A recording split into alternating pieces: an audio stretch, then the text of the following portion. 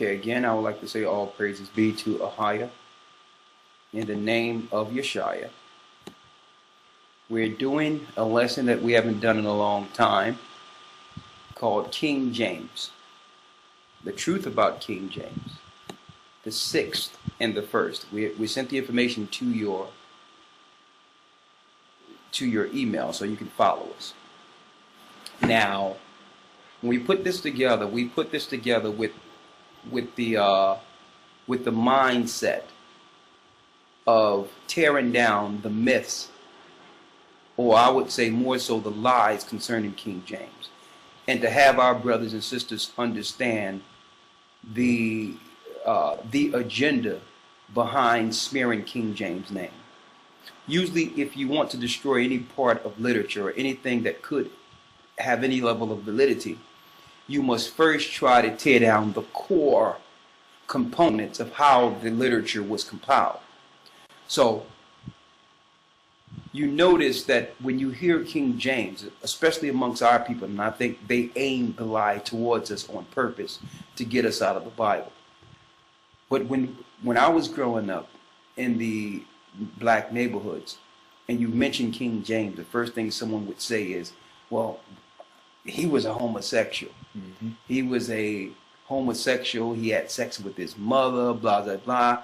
They made him out to be the worst person who have ever lived. Mm-hmm. And come to find out that the majority of people who made these statements didn't do any research concerning King James. They was just repeating what was told to them. They didn't have any concrete proof, but nonetheless, they believed it. Okay? So the question is, why would they want our people to believe that King James was this tyrant, this evil homosexual who had sex with his mother? What? And here it is. I noticed that the propaganda machine that controls rumors and innuendos would normally clear up any level of improprieties concerning people they respect. Like, for instance, and I'm going to bring this up to date, not too long ago, a few months ago, there was a scandal under the English monarchy there in England. There was a scandal that so-called one of the prince, what was his name, so-called prince over there in England. One of the Prince boys was in Las Vegas. And they claimed that he had a scandal with a prostitute in Las Vegas. All right, even though he's married or whatever the case is, he had a scandal in which he was dealing with prostitutes in Las Vegas when he visited the United States. And the British monarchy and tabloids did everything to not only cover up his improprieties. On top of that, they started moving the stories towards his generosity and how much he loved his family. They spend it in a way where the public could receive him as an honest so-called prince. And that's modern day. So you should ask yourself a question. And they even had him in the United States in New Jersey not too long ago, giving out food to poor children and all that in New Jersey, to make him seem pious, to cover up his evils that was public. And and my point is, why won't they do anything to clear up the lies concerning King James? Why the British monarchy, who's supposed to be Christians, why haven't they done any spin to clean up King James amongst the society? Don't they want everyone to respect the Bible? Most people, some people, especially our people, will deny the Bible if we believe that it was penned or the authority of the book was some sinner, some evil man. So wouldn't they want to clean that up to bring everyone into this Judeo-Christian way of life and respect the Bible? No, because you're going to find out during this particular lesson They're the ones, the British monarchy, the Roman Catholic Church, the European Romans, they're the ones who created the lie, knowing that in the end times, God's people would begin to cleave to their book. So they had to smear someone who was attached to its compilation. Now listen to me clearly, and that's what you're going to learn today. So, these allegations of King James. Is there any proof that these alleged acts of King James or these sinful actions that are rumored, is there any truth to them? Now, if someone come up to one of you brothers and sisters and claim that King James was a homosexual, or King James was this or that, what proof you have to refute these allegations? Well, we're going to go through a few things, a few bullet points, and some history. Matter of fact, lawyer, pass me that book real quick because I would like to put this out first and foremost. Okay? Thank you, my brother. Mm-hmm.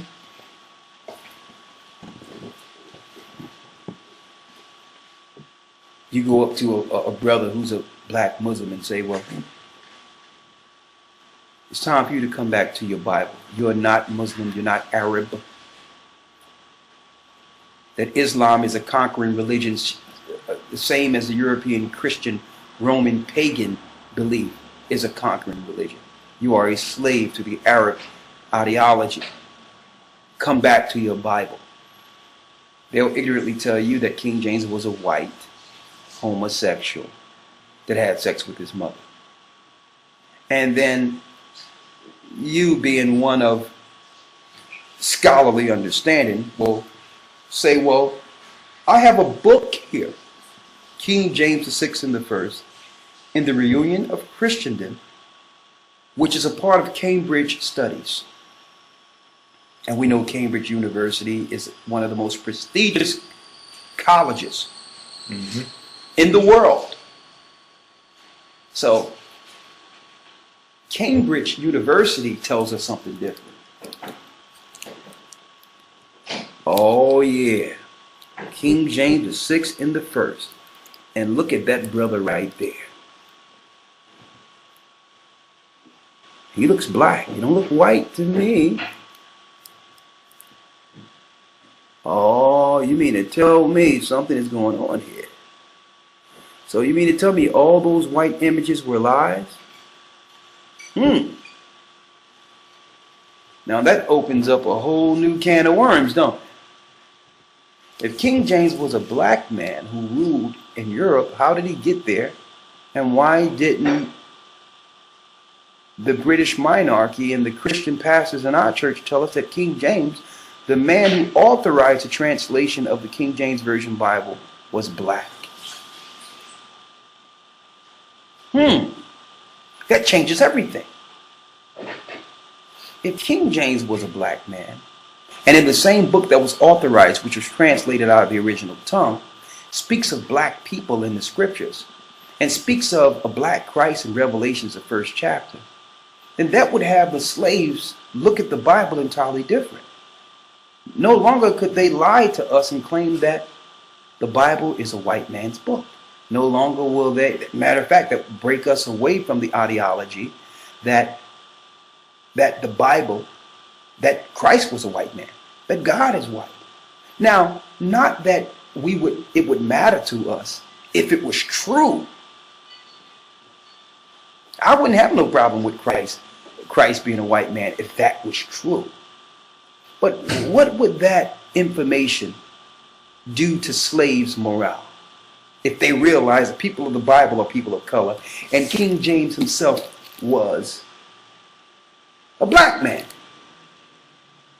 See, I don't have to sit here and come up with different types of ideologies or futile arguments to state facts. I don't have to refute the lies out there with just argument or innuendo. I did the research. We did the research, and we realized this is not even an argument.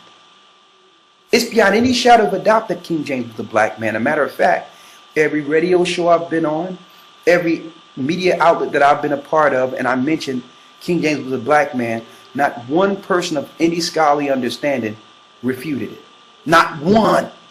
Not one stood and said, well, King James wasn't a black man. They would actually go into a different conversation and divert it by saying, well, it doesn't matter what color people are.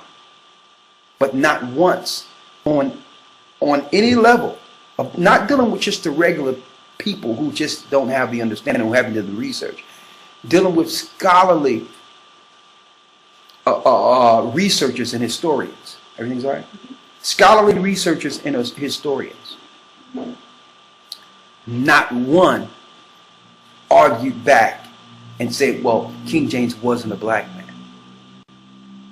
Because they don't even want the conversation to be there, because if it's acknowledged that King James is a black man, it changes everything in our view on the Bible, and also it'll point to a cover-up. See? Who covered it up? So, I don't have to argue based on my opinion concerning King James or the Bible. I'll just bring out the facts. And today, brothers and sisters, you will have the facts to refute this argument. And then if it comes to, if the argument and the facts are put on the table, you can turn the argument and say, well, now that you know this, what is your view of the Bible? Now that you know that King James had been lied on, in a pretext to keep you out of your own book, will you view the book differently? So I'm not here to tear down the lies of King James because I just want everyone to reverence King James. That's not our point at all. Our point is, if we tear down the lies, will you accept the book now? Because they have used King James' color and his sexual persuasion, quote unquote, improprieties in his sexual relations to steer ignorant people away from it. See? So if you know the truth now, will you come back to the book? All right. So that's my point in bringing it forth. I'm not here to just clear King James name. Why? Because it'll be forever trying to clear all the improprieties the Roman Catholic Church and the modern day media use to smear our people all the time. That's just what they do. Okay? I'm just clearing the air so that it can lead us back to the same book. All right? They lie on us. That's why the Roman Catholic Church are not going through any PR, public relations to clean King James' name up. They don't want his name clean. They need you to believe something else so that you can reject the book he helped authorize. And there's nothing wrong with him authorizing this book of literature. He had no hand at all in translating the book.